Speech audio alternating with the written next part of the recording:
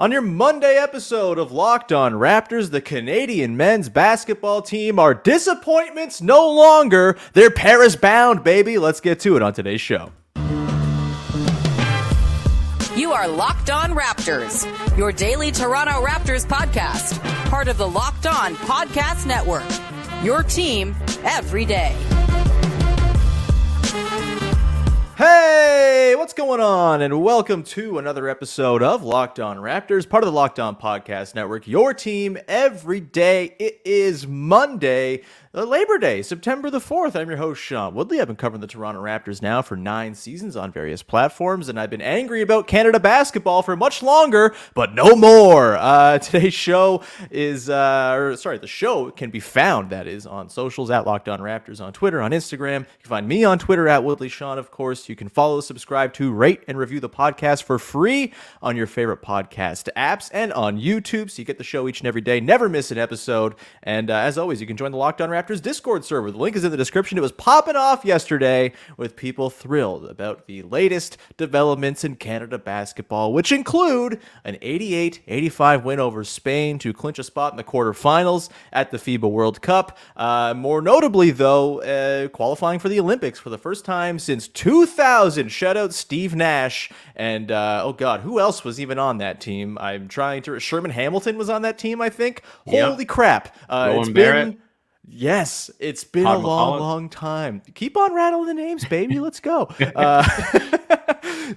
Samuel D'Alembert died for this. Samuel D'Alembert's fine, I'm pretty sure. But remember when he was the biggest thing in Canada basketball? We're getting off track early. We're very excited here. We're going to get into the game against Spain. But first, today's show is brought to you by our friends over at Bird Dogs. Go to birddogs.com/LockedOnNBA to enter the promo code. Just enter the promo code LockedOnNBA for a free water bottle with any purchase. You won't want to take your Bird Dogs off. We promise you. Okay, let's get to it. Big V, big win for Canada yesterday at the FIBA World Cup, 88-85, as I mentioned, over Spain in a do-or-die game, not just to advance to the quarterfinals, but also to qualify for the Olympics. And it's fantastic news that they pulled this game out. We're going to get into our big takeaways from this game. We'll get into what it means that they've qualified for the Paris Olympics in 2024 and look ahead to the next matchup against one Luka Doncic and Slovenia, which probably pits the two best players left in the tournament against one another. That's going to be a blast, but Big V, it was a blast watching a game of that magnitude yesterday. It made me feel alive. It was great to watch a basketball game that made me feel emotions and anger and sadness and happiness all in one little bundle. What were your biggest takeaways from the 3-point victory over Spain to punch their ticket both to the Olympics and to the quarterfinals at the FIBA World Cup? Number one, Shai Gilgeous-Alexander is a bad MFer. I mean, that was so ridiculously clutch down the stretch. Mm-hmm. The N1, the step back for the lead, and then all the free throws. Like, he misses one of them, you're probably like, that's to be expected in this kind of situation. But like, especially to like those final four, like it was like he was getting the ball and just like letting them go. He was like so in the zone. It's like, I'm not like, even the thought of just like, oh, this is a big free throw wasn't anywhere near his head. It's just like, okay, I got the ball. This is going in. So yeah, just a monstrous performance from him down the stretch. Dillon Brooks is every bit of crazy that this Team Canada needs. Mm-hmm. And I remember, you go back to even the France game, right? And I thought Dillon Brooks, the way he kind of set a tone to start each half. So at the start of that game, Canada went down 7-0, right? And it was kind of like, whoa, what's happening here? Dillon Brooks just takes the ball, drives through traffic, throws it down with his left hand. Then he gets a steal and a breakaway dunk, and it's 7-4, and he's, hooting, hollering, and and now all of a sudden it's like, oh, okay, that's the energy that we needed.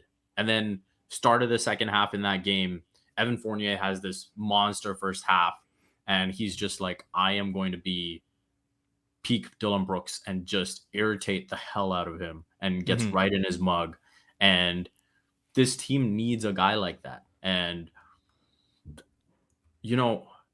I thought Kawhi FU threes were like the coolest thing I'd ever seen. But seeing Dillon Brooks hit an FU three in a Canada jersey is right up there. On the topic of Dillon Brooks, I'm just going to pull up our text exchanges from yesterday during the game because, Dillon Brooks, he's a guy who I think engenders a lot of emotion when you're watching. At one point, you responded, you sent a text to me after a big shot, Dillon! Exclamation point. A little while later, I responded, Dillon, 3 periods afterwards to indicate displeasure with Dillon Brooks. Then you responded after he did another big thing, Dillon! With an exclamation point. And then eventually, after that last big 3 he hit, I replied with, Dillon! I've been converted. I'm a Dillon Brooks believer now, baby. It was, yeah. I think for me, the big takeaway from that game, besides the fact that Hamilton's own Shai Gilgeous-Alexander, were it not for it being 40 degrees out yesterday, I would have been in the streets of Hamilton just hammering pots and pans, shouting Shai's name and MVP as he was getting those MVP chants in Indonesia, as Dan Schulman noted on the broadcast. Pretty awesome. Aside from Shai being incredible, aside from Dillon Brooks coming through big time, I think for me, this game felt like maybe the first time in my, adult Canada basketball watching life, at least on the men's side, obviously. The women have had their success. But on the men's side, where I felt like they were up to the grime that is FIBA basketball and like the sort of nastiness that comes with it. Spain was just so well coached. Shout out Sergio Scariolo, looking great as always, looking slicked back, beautiful. That Indonesian humidity doing wonders for his hair. But I think. Yeah, normally you get into those games and you just kind of assume, okay, like these teams that are more sort of schooled in the FIBA style of play, these more physical, more sort of team-oriented squads, they're going to be the teams that can put together real possessions when things matter because they play as one, they have, connectivity, even if they're not the most talented in the world, and their physicality, I find, has just always been something that Canada has really struggled to match with. And I think this was an example of Sisyphus finally getting the roll, like the ball up to the top of the hill, or the rock, whatever he's pushing. Why was he pushing a ball? I don't know. Pushing a rock up to the top of the hill, and he finally did it. And I think that, to me, gives me a lot of confidence going forward. Look, it could totally fall apart in the next game against Slovenia. Luka Doncic in FIBA is like a nasty dude to play, no doubt. But it really was like they are up to the task that is FIBA basketball and the sort of different game that it is. You often see the Canadians and Americans as well struggle with the lack of space, with the tightness of the whistles on defense, with just sort of navigating and towing the line in a way that you don't have to in the NBA, where everything's kind of catered to offense and free-flowing and space and all of this. And it was bloody remarkable to see them really push through and kind of survive that gauntlet in a game of that magnitude. Did you have any thoughts on that specific element? And was there anyone on Spain in particular who you thought was maybe just going to FIBA them out of the gym? Shout out Santi Aldama and Willie Hernan Gomez, I guess. Yeah, no, I think it's a great point you make. And I think watching the Brazil game, watching this game, I've just kind of been like, hey, yes, the FIBA officiating can be very frustrating, but it is what it is. This is not something new that we've learned. And it's both ways. It's not like Canada was getting the short end. They were getting plenty of favorable calls their way too. We got a lot going our way in that second half. and that was probably just what evened things out, right? The first half was not kind to us. And so I think I view it the same way I viewed the Canada men's soccer team in CONCACAF, right? Like, we're going to complain about the officiating and getting CONCACAF as long as we're not good enough to actually overcome it, right? And that was my thing with watching this team. It's like, this team is good enough to overcome that. And they just got to go out and do it. And they did. And I think, in terms of takeaways, I talked about Shai, I talked about Dillon. Got to talk about Jordi Fernandez. I don't think he was great against Brazil, but to make the big call of saying, hey, we got to go small, we got to be able to switch everything and cut into, all the cuts and the passing that everything that Spain brings to the table, go smaller. Kelly, we respect and love everything you've done for the program, but I think this ain't your game right now, man. Yeah, exactly. Yeah. And so to make that call and make that adjustment was huge. And I think down the stretch, the way they closed it out, and obviously Kelly being Kelly, he's like the biggest cheerleader on the bench, and fully supportive. And so I think things like that made a huge difference. And so, yeah, I think, to just put the officiating aside and say, hey, we're not going out like this. We're not going down like this. Even the start of that fourth quarter, like the way Dillon got it started, it was like, man, like we're not going to be talking about that 7-point possession at the end of this. Yeah. I sure was thinking about that 7-point possession for a good long time. And so there was just this will that, like, no, man, we came here to accomplish a mission. We are not leaving without accomplishing that mission. And as Shai put it, we came to accomplish 2 missions. We've accomplished 1. Now, number 2 is to go ahead and win this thing. Yeah. That is, we'll get to the winning this thing in the final segment of the show. We are going to talk about the sort of big overarching thing, which is the Olympics. Everyone cares about the Olympics for good reason.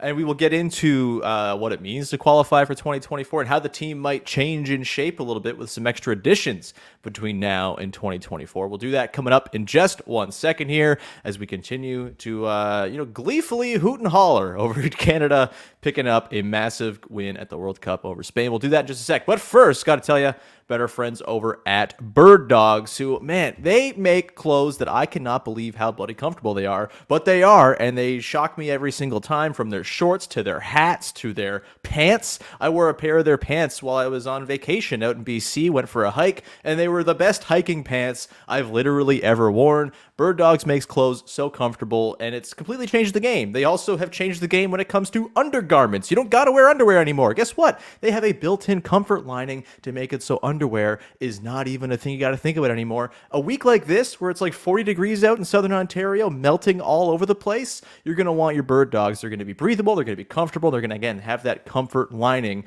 They have anti-stink, sweat-wicking fabric as well that keeps you cool and dry all day, and they're functional for any occasion, whether it's golfing, a date, an evening out on the town, the pool, a workout, lounging, work, whatever it is. I gave a pair of Bird Dogs to my dad. They're his favorite shorts now too. It's taken over the world. Go to birddogs.com/LockedOnNBA to enter the promo code LockedOnNBA at checkout for a free Bird Dogs water bottle with your order. That's birddogs.com/LockedOnNBA for a free water bottle at checkout. You don't want to take your Bird Dogs off. You won't want to take your Bird Dogs off. I don't want to take mine off. We promise you either way, they're going to be your favorite shorts. Go check them out. birddogs.com/LockedOnNBA. Okay, we continue on here with your first listen of the day. Thanks so much to our everydayers for tuning in. Just a heads up, we'll be back to daily posting of the podcast Monday through Friday on September the 18th. So keep an eye out there. We'll have plenty on tap this week, including tomorrow's episode with Joe Wolfond. He wrote a piece last week for The Score about why Scotty Barnes is one of, if not the most interesting players in the NBA this season. And we're going to dig into that on tomorrow's show with Joe. So look forward to that. But we continue our talk now about Canada and their advancement to the quarterfinals at the World Cup and, of course, to the Paris 2024 Olympics. We'll get into Luka Doncic and Slovenia on deck next in a sec. But let's start here with qualifying for the Olympics. It's been a long time coming, V.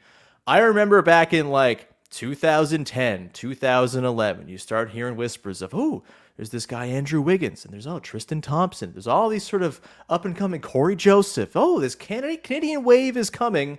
And it's taken a long time to bear fruit, but it finally has after many disappointments. Venezuela back in 2015, Czechia back in 2021 on a home soil in the Last Chance tournament.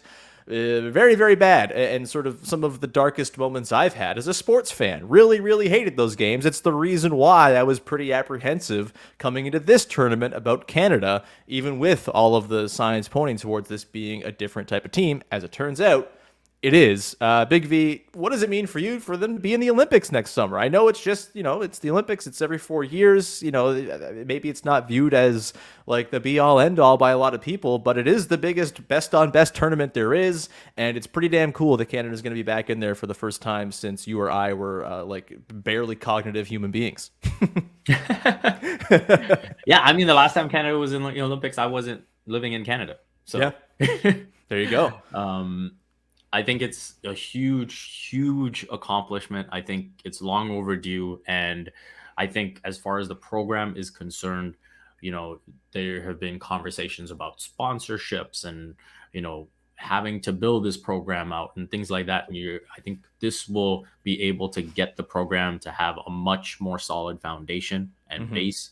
And then on top of that, we can talk about the kids who will watch this moment and, will watch Paris 2024 and be inspired. But I think as far as winning in men's Canada basketball is concerned, there will be all these guys who have watched this moment and say they want to be a part of Paris, right?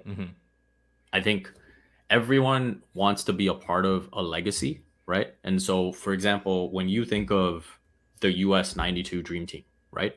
Yeah. Everyone since has been like, oh, you know what? We kind of want that for ourselves, right? That's how you get LeBron in there. I wouldn't be surprised. Steph, this is probably his last shot at playing in the Olympics. So I would be surprised if he wasn't there. And everyone wants to be a part of that. And so now when you create this moment for Canada, like you expect Jamal to be there, you expect Wiggins to be there. And then we'll see how the roster pans out in terms of decisions that'll have to be made between like Nembhard and Mathurin and all these choices that you're going to have to make now, because guess what? They'll all want to be a part of it. And then that's how you create the next cycle.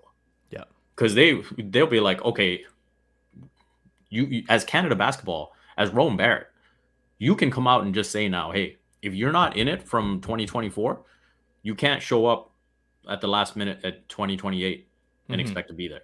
And now it's like, okay, yeah, if I really want to be a part of this, I got to be there from the beginning. Okay, fine, I'll do it. Yeah. It's like a positive feedback loop of national team buy-in, right? Like it's exciting to see where it could go. I mean, I'm fascinated by what the team's going to look like next year, right? Like, I think we know a lot of the names that will be there, health provided, obviously. There's injuries to guys and all this stuff you got to kind of consider. You don't know who's going to be down, who's going to need a summer off. The contract situation hangs over a lot of these guys when you go into the off seasons as well. Maybe the Olympics, there's a little bit more sort of desire for guys to get things taken care of so they can play and all that. But, what sort of additions would you expect to this roster for next summer? You mentioned Jamal Murray. He feels like an obvious one. And to get Shai and Murray together in a backcourt in an Olympics, I mean, you want to give yourself a puncher's chance of medaling. That's the way to do it. It's pretty thrilling. I'm really glad that we're not sitting here talking about Jamal Murray taking time off out of this tournament, not going to take care of his body after a long season as being a thing that costs them a chance at the Olympics. That like a huge sort of weight off everyone's shoulders, I think. And it would have been, I think, unfair score and sent towards Jamal Murray, but it would have happened for sure. Glad that's not a thing anymore. You assume he's going to be there. I still certainly have questions about like the front court and who they're going to add in there. Does Chris Boucher get a look? Is he the type of center you really want to have in a FIBA environment? I don't know. Might he have gotten bludgeoned even worse by Willie Hernan-Gomez than the Canadian centers already did yesterday? Probably. Obviously you're going to have the younger contingent of Shaedon Sharpe, Ben Mathurin. These are good problems to have. I keep calling them the Raptors. Canada is almost at the point where they could field like an NBA, like a full NBA B squad, essentially, in addition to their A squad. That's a good place to be, but it also means there are going to be some tough decisions to be made. Any sort of, you're looking a year out, any tough roster decisions you're already kind of ruminating on that could be key as far as how this Canadian team's built in Paris for 2024. Yeah, I mean, when you just project out, like, you expect Jamal to be there. You expect Wiggins to be there. You look at guys who are on the back end of this roster. You're looking at, Phil Scrubb. You're looking at Trey Bell Haynes, yeah, right? And so, how much better does Zach Edey get a year from now? Because, again, you think about size, like if he gets to a certain level, like that's going to be an important type of option to have 100% on your bench. And so those are the considerations that you have to have going into it. The other thing I will say is the Olympics in some ways is an easier tournament than the FIBA World Cup. Right. Because Even now, when you look at these quarterfinalists, 6 European teams, only 2 of them are going to be in the Olympics. Yeah. And then the rest are going to have to go into a qualifying event, right? And so it's a lot smaller. You don't have 32 teams there. You think about the road that Canada has taken just to get to the quarterfinals, right? Mm-hmm. To take on France, take on what's turned out to be a very good Latvia team. Then obviously upset by Brazil, take out Spain to get to the quarterfinals. Now you've got Luka, and there's still potentially US or Germany in the finals, as you project things out. Like, it's very encouraging that Canada has already done this, and this team could be better for what could be an easier path at the Olympics. Absolutely. It does speak to how much of a gauntlet this tournament is, that they are 4-1 with like a triple-digit positive point differential, and they were literally 4 points away from not being here at all and having to go to one of the qualifying tournaments. It's a tough road, man. And yeah, I mean, obviously you want to see them go further. I would say that success has already been achieved at this tournament. We talked about this last week about what we were hoping to see and sort of what the expectation should be after, I believe, just one game had been played, maybe 2. But yeah, it's exciting times, man. And yeah, we'll see about, I think Zach Edey is a really interesting guy in particular because there's no one shaped like him in Canada basketball right now. And, does he develop to the point where he's, like worthy of the roster spot in the Olympic roster? How does that affect someone like does Kelly Olynyk or Dwight Powell, one of these guys who have sort of been around a long time? Do they get the short end of the stick just because of the roster crunch? It's going to be really fun. It's, my entire life has been spent every year looking at, like, you get like a down day in the NHL and they'll be like, what's the next Canadian Olympic roster look like for hockey? And they, they're not even in the Olympics, but they still do it because it's content. It'd be nice to have that for basketball and sort of just imagining the roster and all of that. We'll have plenty of time to discuss all that, but just an awesome achievement, and really excited to see them on the world's biggest stage next summer in Paris, no less. We're going to come back on the other side and get into what's next for Team Canada, which is Slovenia and Luka Doncic, and probably a pretty difficult matchup with arguably the best player left in the tournament against the second best player left in the tournament, Shai Gilgeous-Alexander. We'll get to that in just a sec, but first, just a reminder, go check out Locked On Blue Jays. The Blue Jays are maddening, but they keep on sort of getting by against these very bad National League teams, and they're in a decent position. Go check out Craig Ballard as he's telling you what to believe, what to think, what to feel about your Toronto Blue Jays over on Locked On Blue Jays each and every day at your favorite podcast apps and on YouTube. All right, Big V, let's round this out with a look at what's next for Canada. Slovenia on Wednesday, 8:30 a.m. It's a big one. It's pretty cool to see Luka Doncic up against Canada in a bracket. That's very exciting.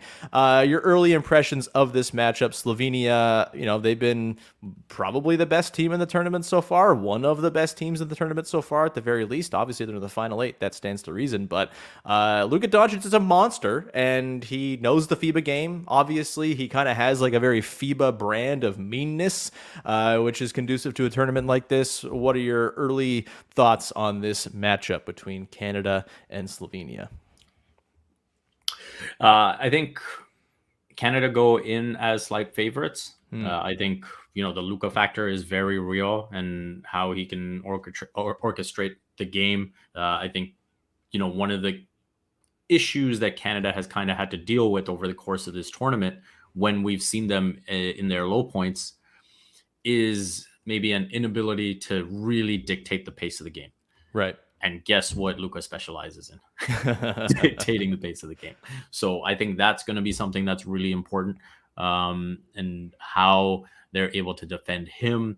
I watched that Slovenia-Australia game, and Mike Tobey was phenomenal in that game, playing that supporting role. And I think what was really impressive to me was Luka picked up his 4th foul. Again, FIBA 5 fouls and you're out. He picked up his 4th foul early in the third. It was like 8 minutes still left in the third, and they went a decent stretch without him and were able to sustain. They bent, but they didn't break against Australia. And I thought that stretch in particular was eye-opening to, kind of hold the fort without him. And so, the X factor is going to be the 3-point shooting. They're not a very good 3-point shooting team, but, if Luka can create enough looks and they can knock down enough of them, we've seen that can be a problem for Canada. And so, again, I would say Canada are slight favorites going into it. But, this is the danger of playing someone like Luka in a single elimination scenario. Yeah, I mean, on paper, you have exactly one NBA player on this Slovenia team. That doesn't undercut the talent on the team. Obviously, these guys play for high-level squads in Europe all over the place, but, there's no doubt who's got the talent edge here. But again, that doesn't always matter in FIBA. And, I feel like I'd maybe be compelled to be like, you should just double team Luka Doncic, do the Nick Nurse against a star thing and throw everything at him. But you run a real risk against like a FIBA schooled team, a European infused team, of getting murdered by 4-on-3 situations by dudes who just know how to pass and cut and move off the ball and make good when a guy gets double teamed. So I don't know how viable that'll be. We've seen Dillon Brooks suffer from foul trouble quite a bit. We've seen RJ Barrett get into foul trouble quite a bit as well. We've seen Lou Dort, kind of on and off in this tournament. I would assume those three guys are going to get most of the shots to guard Luka in this game. What is your level of confidence that individual defender-wise, Canada has enough to at least make Luka work and kind of make this a bit of a slog for him? Yeah, I think between Brooks and Dort, you try to make that matchup as physical as possible. Obviously, we've seen the foul trouble that they can get into, but I think you just kind of lay it all on the line and see where the chips fall. I think just as important on the other end, make sure he's working as hard as possible, get him involved consistently in defensive actions for them. And so I think that's going to be the key. And, I made this point on X, but you can call it Twitter. It's fine. Everyone knows what you're talking about. I think there is going to be a level of freedom that this Canada team now plays with, having clinched the Olympic spot. And I think we saw some of that pressure show against Brazil. I think we definitely saw some of that pressure show against Spain, and then eventually they overcame it. But now I think there'll be a freedom to kind of just go out there and play basketball. And so I'm expecting good things on Wednesday. All respect to Luka and Slovenia, but I think this is a great shot at least a podium finish for Canada. Yeah, and look, they avoid the U.S. side of the bracket. They will play the winner of Lithuania-Serbia. Of course, Lithuania spanked the U.S. in their mostly meaningless last game of the second group stage. The rest of the bracket, you got Italy against USA up at the top. Germany-Latvia, winner of that will play the winner of Italy-USA. And then again, Lithuania-Serbia, Canada-Slovenia. What's your let's just do it. Let's just go through the bracket. It's only like 6 games. Let's do it. Italy-USA, who you got? USA. Yeah, that's fair. Germany, Latvia. Germany's been awesome in this tournament. Dennis Schroeder, one of the favorites for MVP, which Raptors fans surely would love to see. Where are you at here? Latvia, are they going to come bomb threes, or is Germany too good for them? Yeah, a lot of respect for Latvia, but I think Germany comes out of this one. Lithuania, Serbia. That game is going to be nasty. Yeah, honestly, I'm going to wake up for that one. I think it's going to be a heck of a battle. And yeah, I think I will go with Lithuania, just because I think Serbia has been damn good, minus obviously the upset loss to Italy. But yeah, I think Lithuania has just got a lot going for them with the size and the shooting. But man, can you imagine if Jokic was in there too? I mean, it would be nasty as hell. Look, that game, the winner of that game will be the people who get to watch it, and whichever company is supplying Band-Aids and gauze to the World Cup. Canada, Slovenia, you taking Canada? I'm taking Canada. All right, so sorry, who did you say between Lithuania and Serbia? You got Lithuania? I'm taking Lithuania but okay. yeah, I'd be taking Serbia if Jokic was there. All right, so then you've got USA, Germany in the semifinal. Are you going to pick the upset here? Sorry, what was the last one you said? USA, Germany in the semifinal. Oh, USA, Germany in the semis.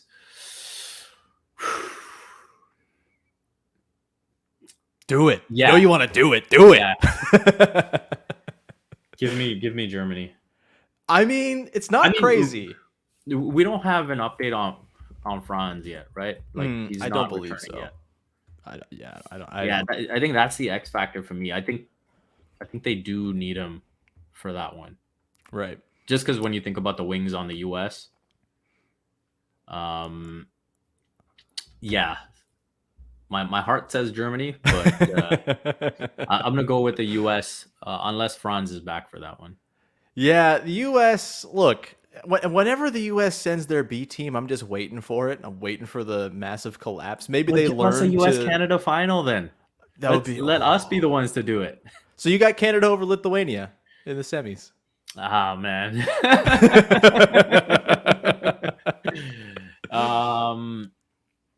That's. I kind of fear that might be the end of the road on account of who the hell guards Jonas? Who the hell guards FIBA Jonas? The size is a problem. The shooting is a problem. They're such a well-oiled machine. So yeah, I think that one you would say that Lithuania are favorites, slight favorites. But yeah, my heart says Canada. My mind says Lithuania just. So your heart, your head has a U.S. Lithuania final. Your heart has a Germany Canada final. Yes. That's exciting. We won't ask you to pick the final. It's too far out. We got to see these games before we can really draw conclusions there. But yeah, it's exciting. Fun little remaining bracket here of knockout games. It all gets started tomorrow, and I'm quite looking forward to it all. Big V, I'm looking forward to the next time we chat, pal, because I love chatting with you all the time. Do you have anything you want to promote for the good people out there? I know you got a lot going on during the World Cup.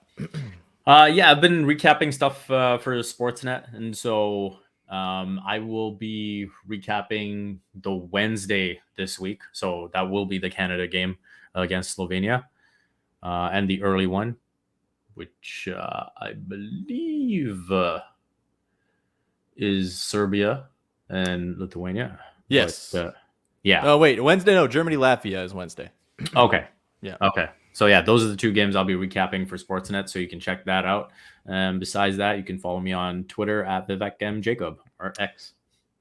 Yes, X. Everyone calls it that. It's even though you still go to twitter.com to log into it, it's very cool. It all makes a lot of sense. The guy behind the website, a genius. We're going to leave it there. Thank you so much for tuning in. Thanks for supporting the show. It's much appreciated. We'll be back again tomorrow, as I mentioned, with Joe Wolfond of The Score and Pound the Rock to talk about Scotty Barnes and why he just might be the most interesting man in the NBA world this coming season.